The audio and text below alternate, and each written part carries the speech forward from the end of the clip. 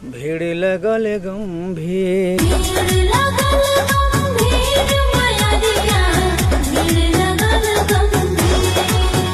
ये गीत ये थी। ढेर दिन भइल माई कैले दर्शनवा, एक बारी आजा हमरो माइयों के माई जो होतानी घरवा।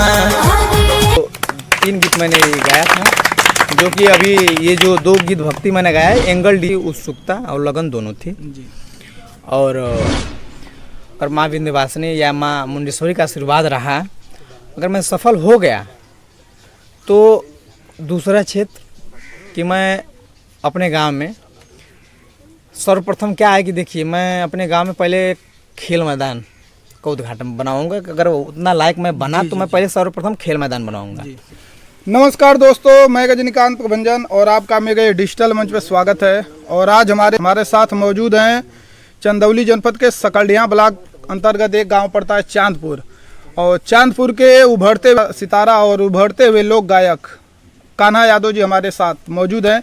और इनसे गायकी पे कुछ चर्चा होगी, साथ में कुछ सुरेंद्र यादव जी उर्फ कवि जी ये भी हमारे साथ मौजूद हैं, इनसे भी खास वार्तालाप होगा। और अभी कान्हा जी आप अपने बारे में बताइए।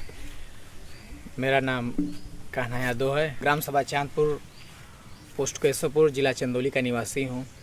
और 2 साल से, तकरीबन 2 साल नहीं 1.5 साल से हमने गायकी में ट्यूशन लेना चालू कर दिया है धीरे धीरे, और अपने आप को भापना चालू कर दिया है।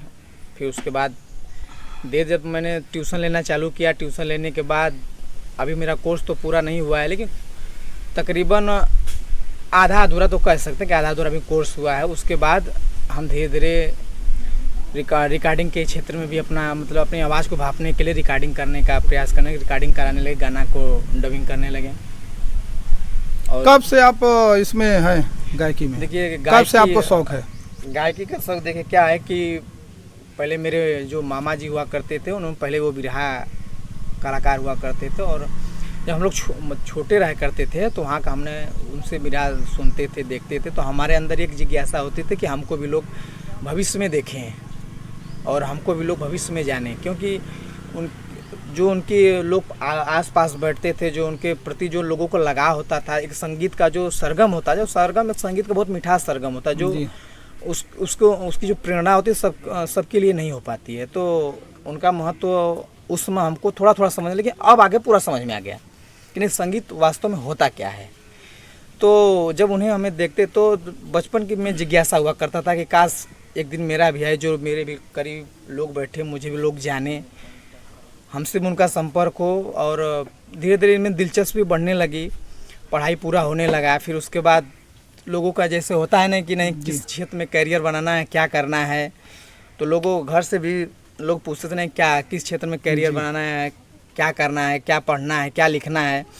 लेकिन हमने बताया तो नहीं किसी से कुछ, लेकिन मेरे दिमाग में शुरू से ये चलता था ना मुझे ट्यूशन लेना है जी। जब ट्यूशन लेना है, मैंने ट्यूशन लेना चालू कर दिया था। ट्यूशन लेने चालू करने के बाद जब मुझे थोड़ा बहुत संगीत ज्ञान हुआ, तो फिर मैंने डबिंग के क्षेत्र में मैंने म्यूजिक को डबिंग कराने लगा जी।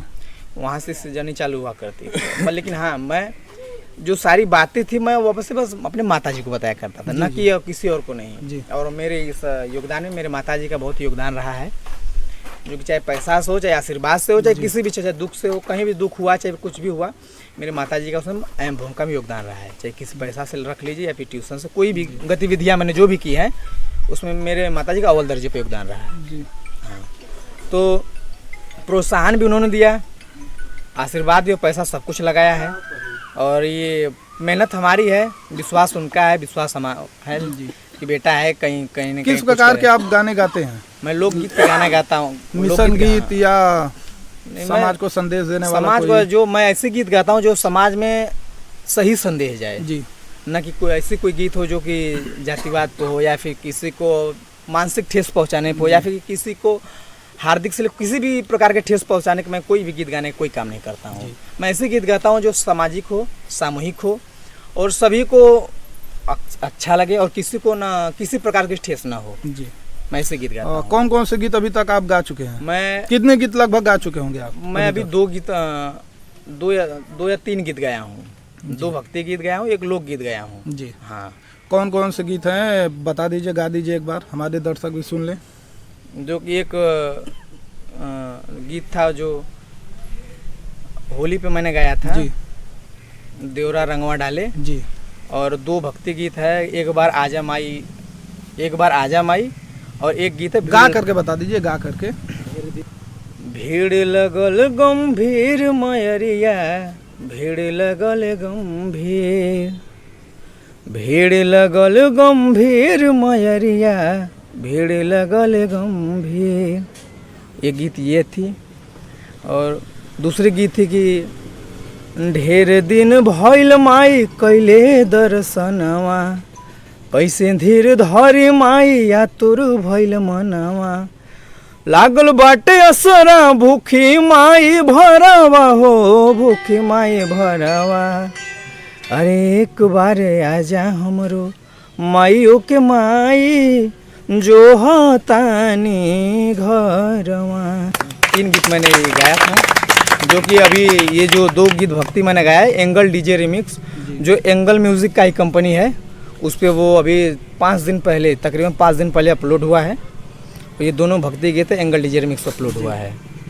मैं लोगों से कहना चाहूँगा कि आप लोग उस पर जाइए और एक बार गीत तो सुनिए। चैनल से आया आपका गीत? एंगल डीजे रिमिक्स पे है, एंगल म्यूज़िक का ही कंपनी वो है। ये आप लोग जाइएगा, सर्च करिएगा एंगल डीजे रिमिक्स। आप लोग गाने को दुलार प्यार दीजिएगा।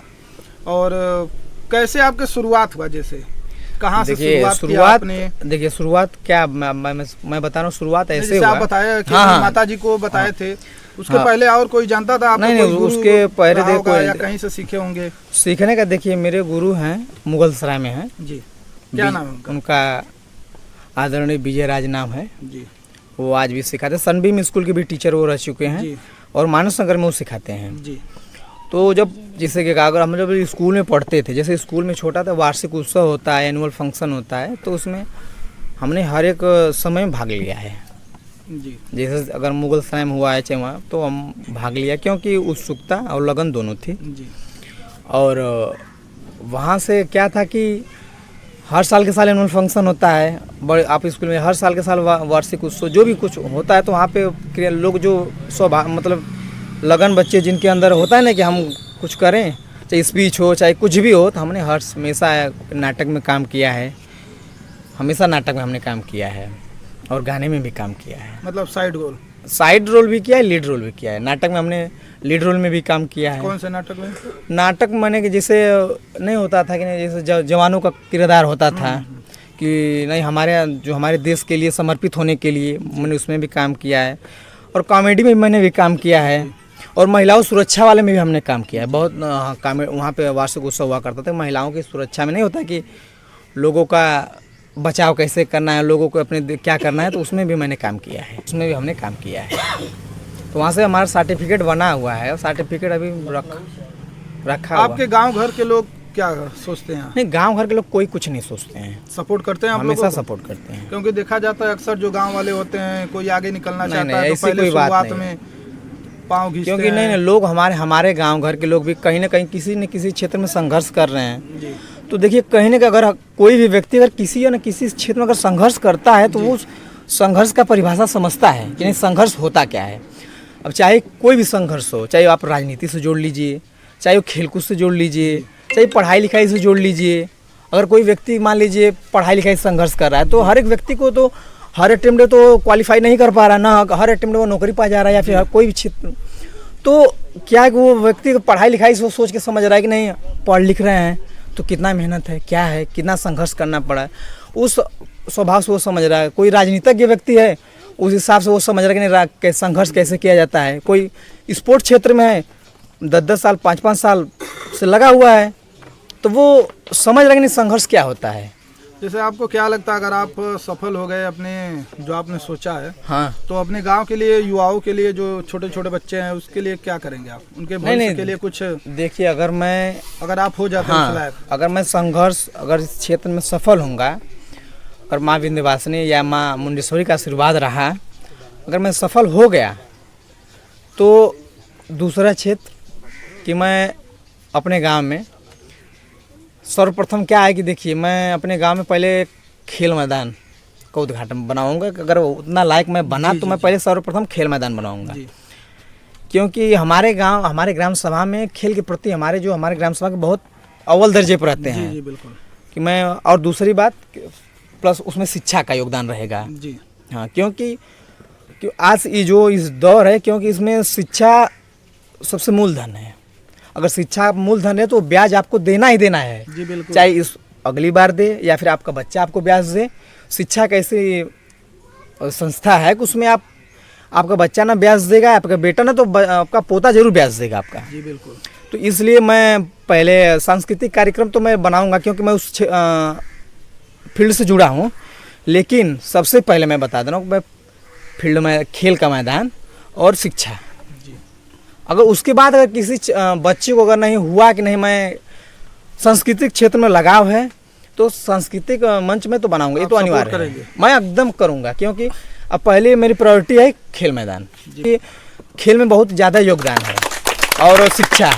अगर मैं वहाँ तक गया तो मैं यहाँ एक पर्सनली अपने पैसे का दे के मैं यहाँ क्लब चलवाऊँगा स्पोर्ट का, कि हमारे गांव का कोई भी अगर अनाथ बच्चा हो तो वो पढ़ सके, और कोई भी गरीब बच्चा हो या कोई भी किसी कहीं का बच्चा हो हमारे क्षेत्र का तो अच्छी शिक्षा ले सके, और स्पोर्ट में अगर वो जा सके तो मैं उसको आगे बढ़ाने का काम करूंगा। अगर सांस्कृतिक मंच में है तो मैं खुद उसको अपने स्वभाव से, अपने कर्तव्य से मैं उसको आगे ले जाने का काम करूंगा। ठीक है, बहुत बहुत आपका धन्यवाद। जैसा कि हमारे साथ जुड़े थे कान्हा यादव जी, और काफ़ी ये संघर्ष कर गए हैं, और लगभग संघर्ष से तो आप आगे ही निकल चुके हैं। और कहा जाता है कि संघर्षों के साए में इतिहास हमारा पलता है, तो इसी को ये चरितार्थ कर गए हैं।